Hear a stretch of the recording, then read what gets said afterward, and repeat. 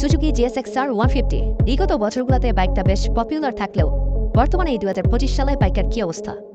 বর্তমানে বাইকটা কি কেনা আপনার উচিত হবে কিনা বাইকের প্রাইস রেঞ্জ অনুযায়ী? তাছাড়া এই বাইকের কম্পিউটারও তো অনেক বাইক আছে, কোন বাইকটা আপনার জন্য বেস্ট হতে পারে?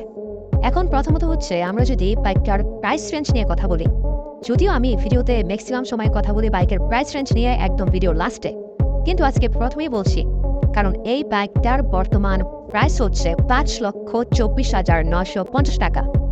একটা 150cc স্পোর্টস বাইক অনুযায়ী এটা অনেক বেশি। বাইকের প্রাইস আগে কম ছিল, এখন বাইকের প্রাইস বাড়ানো হয়েছে বলা হচ্ছে ভ্যাট ট্যাক্সের কারণে। যাই হোক, কিন্তু আমরা 300cc অনেক বাইক বা 250cc স্পোর্টস বাইকগুলো এর চেয়ে কম প্রাইসে পাচ্ছি। এখন বর্তমানে এই বাইকটা আপনি কিনবেন কিনা এই প্রাইস রেঞ্জে? আর বাইকটার ইঞ্জিন ইউজ করা হয়েছে DOIC লিকুইড কুল সিঙ্গেল সিলিন্ডার ইঞ্জিন। এই বাইকটার আউটলুকে কোনো প্রকার পরিবর্তন নাই, ওই প্রথম থেকে যেইভাবে বাইকটাকে লঞ্চ করা হয়েছিল বাংলাদেশে বিগত কয়েক বছর আগে থেকে এখন পর্যন্ত ওই সেম লুক। এখানে লুকসে কোনো প্রকার পরিবর্তন করা হয় নাই। আপনি যদি এই বাইকের সাথে আরও একটা বাইক এসেছিল, সেটা হচ্ছে R15 ভার্সন 3 ভার্সন 4, এগুলা কিন্তু ডে বাই ডে চেঞ্জ করা হয়েছে, কিছুটা হলেও কিন্তু কসমেটিক্যালি চেঞ্জ করা হয়েছে, কিন্তু এই বাইকটাতে GSX এর বাইকটাতে একটুও চেঞ্জ করা হয় নাই।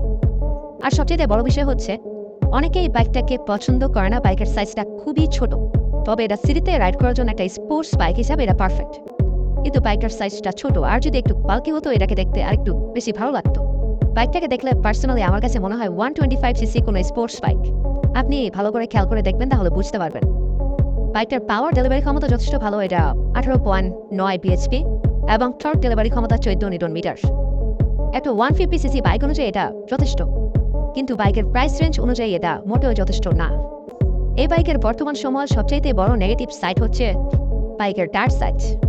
বাইকটার টায়ার সাইজ খুবই চিকন, যেটা 2025 সালের একটি স্পোর্টস বাইকের মধ্যেও কাম্য নয়। বাইকের ফ্রন্টের চাকার টায়ার সাইজ 90 এবং পেছনে 130। পেছনের চাকার টায়ার সাইজ চলে, কিন্তু সামনেরটা চলেই না।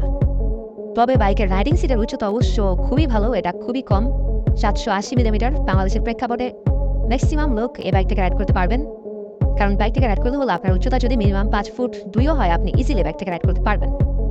আর বর্তমান সময় এসেও বাইকটাতে টেল লাইটে ইউজ করা হয়েছে হ্যালোজেন লাইট, ইন্ডিকেটরও হ্যালোজেন লাইট, শুধুমাত্র হেডলাইটে ইউজ করা হয়েছে LED লাইট।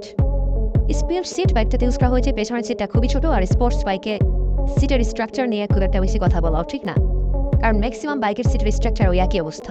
কিন্তু সবই ঠিক ছিল, কিন্তু বাইকের প্রাইস রেঞ্জটা 2025 সালে বেশি হওয়াতে এই বাইকের কম্পিউটার কিন্তু অনেক বাইক আছে। এখন বাইকটার সেল কতটুকু হবে সেটাই হচ্ছে একটা বিষয়। আগে এই বাইকের সেল খুবই ভালো পরিমাণে হতো, কিন্তু এই বাইকটা বর্তমানে বেশিরভাগ সেল হচ্ছে সেকেন্ড হ্যান্ড মার্কেটে। কিন্তু নতুন এই বাইকটা 2025 সালে খুব কম মানুষই পারচেস করছে। যাই হোক, ভিডিওটা কেমন লাগলো জানাবেন ভিডিওর কমেন্ট বক্সে। আজকের মতো এই পর্যন্তই, দেখা হবে নতুন ভিডিও। আর আপনি কোন বাইক সম্পর্কে জানতে চাইছেন সেটাও ভিডিওর কমেন্ট বক্সে জানাবেন। আল্লাহ হাফেজ।